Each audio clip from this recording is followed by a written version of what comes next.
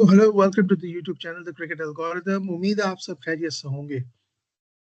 कल हमने पाकिस्तानी टीम की एनालिसिस की, लेकिन हमने एक प्लेयर के बारे में बात नहीं की थी। मैंने सोचा कि उसको बाकी सबके साथ रगड़ देने में कोई फर्क नहीं पड़ता, कि उसको 1 मिनट नहीं चाहिए। वो उसको मैं हमेशा कहता हूँ कि he is the black sheep of Pakistan cricket team. ये वो आदमी है जो कि काफी दिनों से दूसरे प्लेयर्स की आड़ में खामोशी से चलता जा रहा है। जब हम या कभी किसी फंक्शन में जा रहे होते हैं और हमारे पास टिकट नहीं होता, तो हम भीड़ में से सर झुकाते हुए बचते हुए निकल जाते हैं। मैं बात कर रहा हूँ फखर जमान की।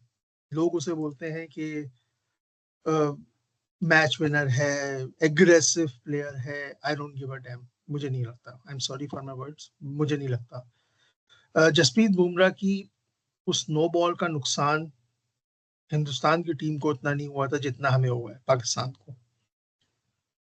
उस नो बॉल ने जो एक सेंचुरी बनवा दी, और वो हमारे लिए अजाब बन गई है। और ये प्लेयर उस चक्कर में 10 साल से हमारी टीम के ऊपर, ना 10 नहीं चले, 27 से 26, 9 साल से हमारी टीम पे नाजिल हुआ है। और इसकी कोई पूछगछ नहीं है। इसकी कौन सी पर्ची है मुझे नहीं पता। इतने चांसेस किसी और प्लेयर को मिलते ना, शायद वो काफी आगे जा चुका होता, बहुत कुछ कर चुका होता, मेरिट पे अगर होता। ये मेरिट नहीं है। तो आज हम इस बारे में बात करेंगे, black sheep of the team Fakhar Zaman, जो कि हमेशा रिजवान, बाबर, शादाब, नवाज, हारिस, शाहीन, इन खुशदिल, चाचा इफ्तिखार, इन सब की आड़ में खामोशी से एक अपना रास्ता बनाते हुए हर टीम का पार्ट बन जाते हैं। इन्होंने पहले डिसाइड किया हुआ है कि जी मैं वाइट बॉल फॉर्मेट खेलूंगा। टेस्ट में तो उनकी हैसियत ही नहीं है खेलने की, जो कि उनका बेढंगा सा बैटिंग फॉर्मेट है। हम बात कर रहे हैं, शुरुआत करते हैं कि अब T20 वर्ल्ड कप शुरू होने वाला है, तो T20 से उनके स्टैट्स पे बात की जाएगी। हमारा पहला ओपोनेंट तो है हिंदुस्तान। तो हिंदुस्तान के खिलाफ उन्होंने 7 मैचेस खेले हैं T20 के। 116 रन बनाए हैं, 19 की उनकी एवरेज है, 127 का स्ट्राइक रेट है। इससे ज्यादा स्ट्राइक रेट जो है बॉब्जी द किंग का है, साहिबजादा फरहान का है। साइम अयूब के रन नहीं है। नवाज का स्ट्राइक रेट है 138 का हिंदुस्तान के खिलाफ, जिनको आप एग्रेसिव प्लेयर कह रहे हैं। इनका हाईएस्ट स्कोर 46 रन है। 46 रन इन्होंने आखिरी एशिया कप के फाइनल में बनाए थे। तो आप ये सोच सकते हैं कि 7वीं इनिंग में जाके इनसे T20 में रन बन रहे हैं, जिसको हम काउंटेबल बना रहे हैं।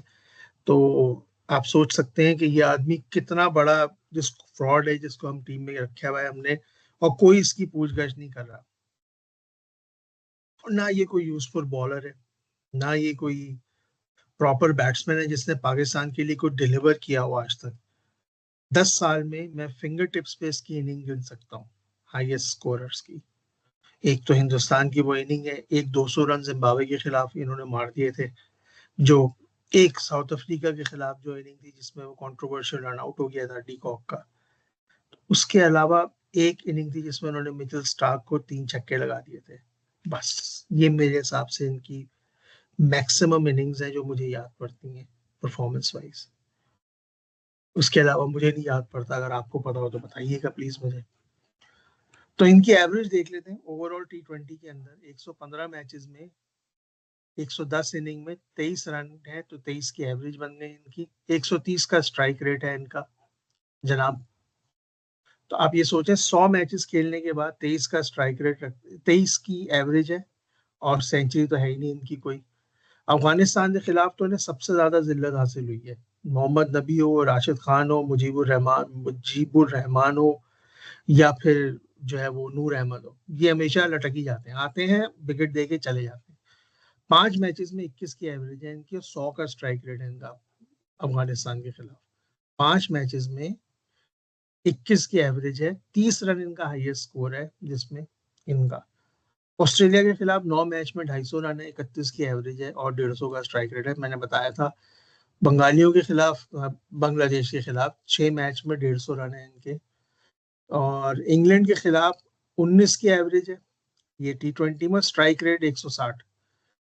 हांगकांग में काउंट नहीं कर रहा। हिंदुस्तान का मैं बता चुका हूँ 19 की एवरेज है, वो भी लास्ट मैच में उन्होंने 46 बना दिए, वरना तो ये 13 की थी उससे पहले। आयरलैंड के खिलाफ 34, नामीबिया के खिलाफ 5 रन बनाए हुए इन्होंने, नेदरलैंड के खिलाफ 20 रन बनाए हुए इन्होंने, और यूएसए के खिलाफ 10 रन बनाए हुए इन्होंने। तो ये है हमारे फखर जमान, जिसको सब लोग कवर कर रहे हैं कि डायनेमिक बैट्समैन है। आते हैं इनकी ओडीआई परफॉर्मेंसेस के ऊपर।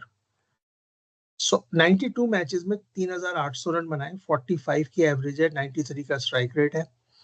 अब हम बात करते हैं इनके मैचेस की।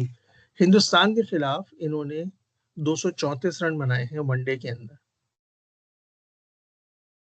उस 214 इन्होंने 2017 में बना लिए थे। तो अगले 6 मैचेस में 120 यानी कि 23 की एवरेज से इन्होंने अगले मैचेस में बनाए इन्होंने। और इनकी स्ट्राइक रेट तो बहुत ही घटिया 80 की स्ट्राइक रेट है इनकी ओडीआई में। हालांकि पहले मैच में इनकी 120 की 130 की स्ट्राइक रेट थी, तो आप अंदाजा लगा सकते हैं।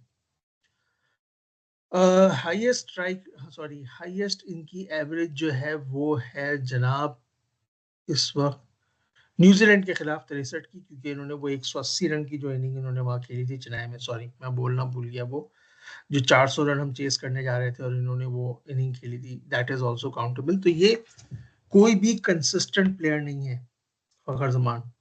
ये आपको 20 मैचेस में 1 रन करके दे देगा यहाँ पर, या 10 मैचेस में। कंसिस्टेंसी चाहिए होती है एक प्लेयर को, चाहे वो एग्रेसिव हो, कैसा भी हो। हमारे पास बहुत से प्लेयर दुनिया में हम देखते हैं, पाकिस्तान में तो खैर नहीं है, ये हमारा अलमिया है, लेकिन है भी तो हम उन्हें खिलाते नहीं है इतना कंसिस्टेंट। 100 मैचेस ये 120 मैचेस T20 और ऑलमोस्ट 100 मैचेस वनडे, 200-250 मैचेस ये इंटरनेशनल खेल चुके हैं, और इन्होंने 4,000 रन भी टोटल नहीं बनाए हुए इस वक्त। ये हाल है इनका, और ये टीम में टिके हुए हैं अब तक। बॉलिंग ये करते नहीं है सच, शुरू में एक आध दफा ओवर फेंक दिया था मजाक में। और कैचिंग का ये हाल है कि हर 5 में से 2 कैचेस ये सिर्फ पकड़ते हैं, 3 ड्रॉप करते हैं। आउटफील्डर है, इनफील्डर है भी नहीं है। 5 में से सिर्फ 2 कैचेस पकड़ने का एवरेज है इनका। अगर आप क्रूशल मोमेंट पे देखें, इन्होंने बड़े आराम से कैचेस गिराए और चुपचाप चले गए इस वक्त। तो ये मेरे हिसाब से एक बहुत बड़ा, हमारे हिसाब से डार्क हॉर्स है फखर जमान। सॉरी, डार्क हॉर्स कह रहा हूँ, ब्लैक शीप है, जिसकी वजह से हमें लगता है कि ये टीम में है। आप लोगों की क्या राय है इस बारे में बताइएगा। हम बाकी लोगों को तनकीद करते रहते हैं, बाबर है, रिजवान है, शादाब हो गया, आगा जी हो गए, साहिबजादा हो गया, या फिर नवाज हो गया, शाहीन हो गया, नसीम हो गया, हारिस हो गया। हम सबको कमेंट करते रहते हैं कि यार ये 2021 से रगड़े जा रहे हैं, लेकिन ये एक वाहिद प्लेयर था जिसको मैंने कहा कि इसको तफसील से बात करेंगे। इसकी इसकी एवरेज सिर्फ न्यूजीलैंड के अगेंस्ट है, वो भी सिर्फ 1 या 2 परफॉर्मेंस के बिहाफ पर। बाकी सब जगह पे इसकी एवरेज है, ओवरऑल एवरेज 45 है इसकी, अगर आप देख लें, जिसमें से 200 रन की भी इनिंग खेली हुई है। जिम्बाब्वे के खिलाफ 175 की एवरेज है इसकी, मतलब इसके रन है। श्रीलंका के खिलाफ जो है इसके, साउथ अफ्रीका के खिलाफ 600 रन है 15 मैचेस में, 40 की एवरेज है। न्यूजीलैंड के खिलाफ 1100 रन है इसके अकेले के, बाकी कहीं भी रन नहीं है इसके। 100-200, 100-200, 100-200, 10 साल में ये हाल है आपका। और हर टीम के खिलाफ आपने 10 से ज्यादा मैचेस खेले हुए हैं। 20 के एवरेज है सिर्फ 2 टीमों के खिलाफ आप चल गए, जिम्बाब्वे, श्रीलंका, और एक न्यूजीलैंड बेचारी जो है। न्यूजीलैंड को तो आप हाल अभी भी देख रहे हैं, हिंदुस्तान के अगेंस्ट क्या चल रहा है उनका। तो ये मेरी राय है कि ये जो है सबसे जो है छुपे हुए हैं, छुपा रुस्तम कह लें, बुरे अल्फाजों में बोल रहा हूँ मैं, कि जो टीम के साथ चिपके हुए भी हैं जोक की तरह, लेकिन परफॉर्म करके नहीं दे रहे हैं। इनके घुटने में प्रॉब्लम आई थी, स्टांस इतना बकवास है इनका कि ये सर कहीं, पैर कहीं, हाथ कहीं, बल्ला कहीं, कहीं भी घूम जाता है इस वक्त। लंगड़ाते हुए प्लेयर नहीं होते जो ऐसा लगता है कि जो है बिल्कुल हाथ कहीं जा रहा है, कहीं ग्रिप ही नहीं है बल्ले के ऊपर, लग गई तो लग गई, नहीं लगी। ऐसे तो बहुत से प्लेयर हैं भाई, यहाँ पे आप किसी को भी खड़ा कर दो, 6 बॉलों पे तो एक छक्का लग ही जाएगा। ताकत ही देखनी है ना। लेकिन प्लान करके शॉट करना, ड्राइव करना, फ्लिक करना, सभी को पता है कि इसकी गेंद जो है इसको स्पिनर लगाओ, और स्पिनर लगा के जो है ना, जहां पर ये विकेट छोड़े, 2 बॉल इसके जो है ना बॉडी के अंदर करो। जब ये आखिर में विकेट छोड़ के रूम बनाने लगे, वाइड ऑफ द स्टंप कर दो, उसका बैलेंस ही उखड़ जाएगा, स्टंप हो जाएगा। ये टिपिकल प्लानिंग है आप फखर जमान के अगेंस्ट। 3 बॉलें विकेट के अंदर, यॉर्कर लेंथ के ऊपर, स्पिनर यॉर्कर लेंथ के ऊपर गेंद करे, तो उससे स्वीप नहीं लगता, स्वीप पे गिर जाते हैं ये। मोहम्मद नबी ने बहुत दफा इस तरह आउट किया। और मुजीबुर रहमान क्या करता है, 3 बॉलें अंदर करता है इसको, जिसके ऊपर ये रोकते हैं, अगर सिंगल लग गया ठीक है, नहीं तो चौथी बॉल के ऊपर ये विकेट छोड़ के मारने की कोशिश करते हैं, वो बाहर कर देता है, स्टंप हो जाते हैं।